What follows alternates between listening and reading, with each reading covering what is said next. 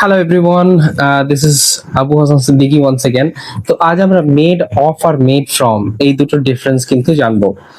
তো made of কোথায় হয় আর মেড ফ্রম কোথায় হয়?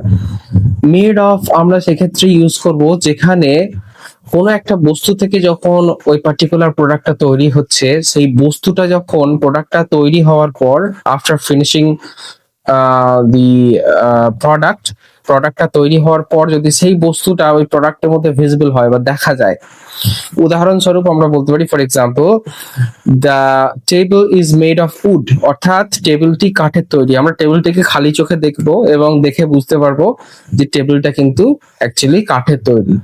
কিন্তু যখন কোনো একটা উপাদান অনেক ট্রান্সফরমেশনের মধ্যে দিয়ে নতুন কোন একটা পার্টিকুলার বস্তুতে পরিণত হয় বা তাকে পরিণত করা হয়, এবং যখন উপাদানটা আপাত দৃষ্টিতে সাধারণভাবে খোলা চোখে দেখতে পাই না আমরা, তখন কিন্তু আমরা সেটাকে মেড ফ্রম বলবো।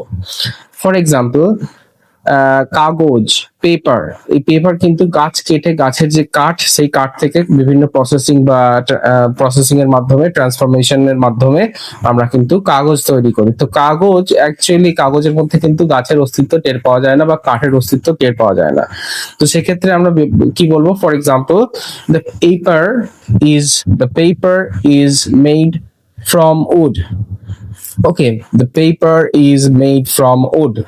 আর একটা প্রিপোজিশন বসে মেড উইথ। এটা সাধারণত খাবারের ইনগ্রিডিয়েন্ট বোঝাতে, কোন একটা পার্টিকুলার ডিশ সেটাকে রান্না করা হয়েছে এবং তার মধ্যে কি কি ইনগ্রিডিয়েন্ট আছে সেগুলো বোঝাতে কিন্তু মেড উইথ বলা হয়। ঠিক আছে, যেমন the cake is made with flour.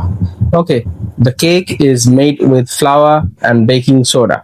ওকে, তো এই ছিল difference made of, made from আর মেড উইথ এর মধ্যে।